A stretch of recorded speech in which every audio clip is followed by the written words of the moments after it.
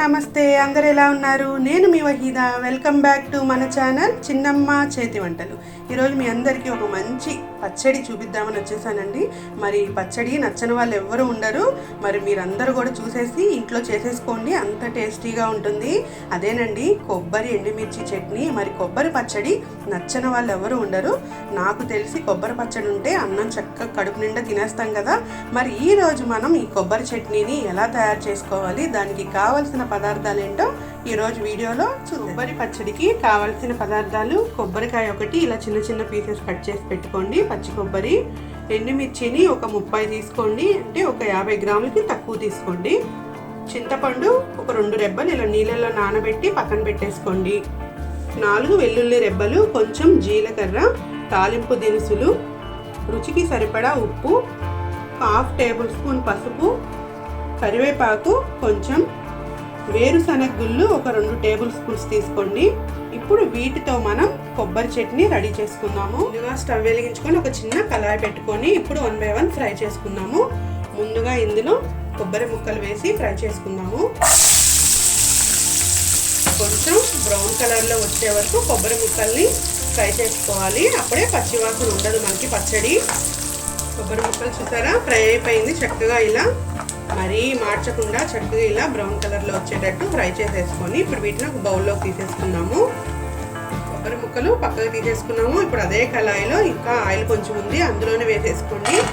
వేరుశనగ గుళ్ళు ఒక 2 టేబుల్ స్పూన్స్ వేసుకొని ఫ్రై చేసుకోండి. ఇది వేయటం వల్ల కొబ్బరి పచ్చడి చాలా టేస్టీగా ఉంటుంది. మనకి చక్కగా కలుపుకుంటే గుజ్జు గుజ్జుగా పచ్చడి చాలా బాగుంటుంది. వట్టి కొబ్బరితో కన్నా ఇలా ఒక 2 టేబుల్ స్పూన్ వేరుశనగ గుళ్ళు కూడా యాడ్ చేసుకోండి, చట్నీ చాలా టేస్ట్ ఉంటుంది. దీన్ని కూడా కొంచెం ఫ్రై అవనిద్దాము. శనగగుళ్ళు కూడా ఫ్రై అయిపోయింది. ఇప్పుడు వీటిని కూడా కొబ్బరి ముక్కల్లో వేసేసుకున్నాము. ఇక్కడ శనగకాయ పప్పులు కూడా మనం ఫ్రై చేసేసుకున్నాము. అదే కళాయిలో మళ్ళీ మనకి 1 టేబుల్ స్పూన్ ఆయిల్ మిగిలింది, మనం 2 టేబుల్ స్పూన్స్ వేసుకున్నాము. మొత్తానికి సరిపోతుంది ఆయిల్. ఇప్పుడు ఇందులోనే ఎండుమిర్చిని కూడా యాడ్ చేసేసుకొని చక్కగా రోస్ట్ చేసేసుకోండి. మరీ మార్చకుండా లైట్గా రోస్ట్ చేసుకోండి ఆయిల్లో. ఎండుమిర్చి కూడా 80% ఫ్రై అయిపోయింది. ఇప్పుడు ఇందులోనే ఒక 4 వెల్లుల్లి రెబ్బలు, కొంచెం జీలకర్ర కూడా ఇలా వేసేసుకొని కొంచెం ఫ్రై అవనివ్వండి. ఆ వేడికి సరిపోతుంది. స్టవ్ ఆఫ్ చేసేసుకుందాము. ఆ వేడికి చక్కగా ఫ్రై అయిపోతాయి అవి కూడా. అలాగే అందులోనే కొంచెం కరివేపాకు,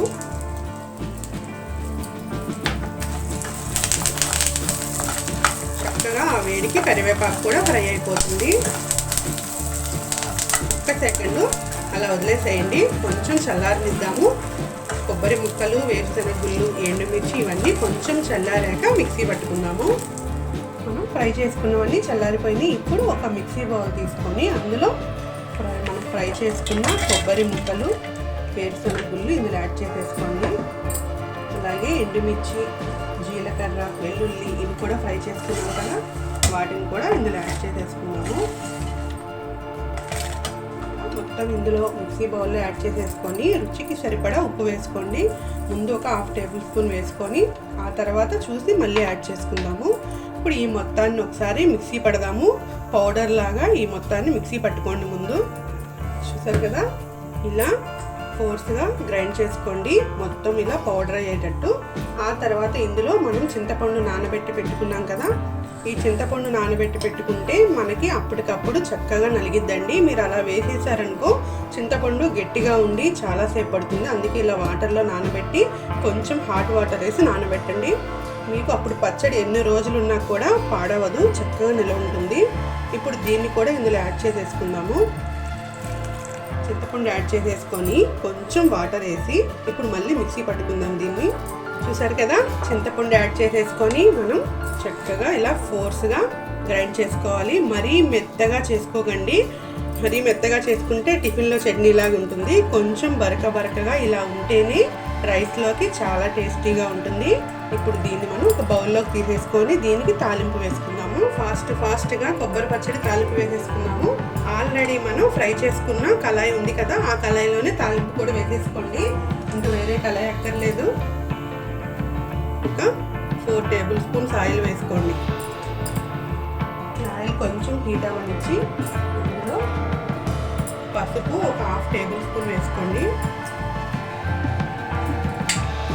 పసుపు కొంచెం ఫ్రై అవ్వగానే తాలింపు దినుసులు కూడా యాడ్ చేసేసుకోండి. ఈ మొత్తం ఒకసారి ఫ్రై అవ్వనిద్దాము. చాలా టేస్టీ కొబ్బరి చట్నీ రెడీ అయిపోతుంది. మరి వైట్ రైస్లో కానీ, ఇవి దోశలో కానీ, ఇడ్లీలో కానీ మీరు దేంట్లో తిన్నా కూడా చాలా టేస్టీగా ఉంటుందండి. ఈ చట్నీ మాత్రం మీరు తప్పకుండా ఇది ఒకసారి ట్రై చేయండి. తాలింపు దినుసులు కూడా ఫ్రై అయిపోయినాయి. ఇప్పుడు ఇందులో ఎండుమిర్చి యాడ్ చేసుకొని కొంచెం కరివేపాకు, ఈ మొత్తాన్ని కూడా 1 సెకండ్ ఫ్రై అవనిద్దాము. మనం వేసుకున్న తాలింపు మొత్తం ఫ్రై అయిపోయింది. ఇప్పుడు ఇందులో స్టవ్ ఆఫ్ చేసేసుకొని మనం తీసుకున్న కొబ్బరి చట్నీని ఇందులో యాడ్ చేసేసుకుందాము. చక్కగా ఆ వేడికి ఈ కొబ్బరి చట్నీని కూడా ఇలా అందులో వేసేసుకోండి. చక్కగా ఇందులో ఏదైనా తడి కొంచెం ఉన్న ఆ హీట్కి లాగేస్తుంది. మనకి వారమైనా కూడా పచ్చడి అస్సలు పాడవదు, చక్కగా ఫ్రెష్గానే ఉంటుంది. వారం తర్వాత చూసినా కూడా పచ్చడి ఇలాగే ఉంటుంది. ఇలా పచ్చడి యాడ్ చేసేసుకొని చక్కగా మొత్తానికి పట్టేటట్టు ఆయిల్ అంతా ఇలా కలుపుకొని 1 నిమిషం అలా వదిలేసేయండి. ఆ వేడి కొంచెం చల్లారనిద్దాము. చూసారు కదండి, టేస్టీ కొబ్బరి చట్నీ రెడీ చేసేసుకున్నాము. మరి మీ అందరికీ ఈ వీడియో నచ్చిందా?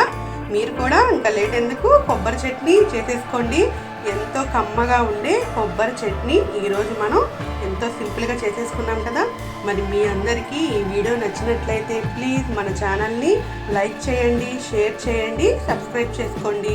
అలాగే గంట సింబల్ని కూడా ప్రెస్ చేయండి. నెక్స్ట్ నోటిఫికేషన్స్ అన్నీ మీకు వస్తూ ఉంటాయి. Thank you.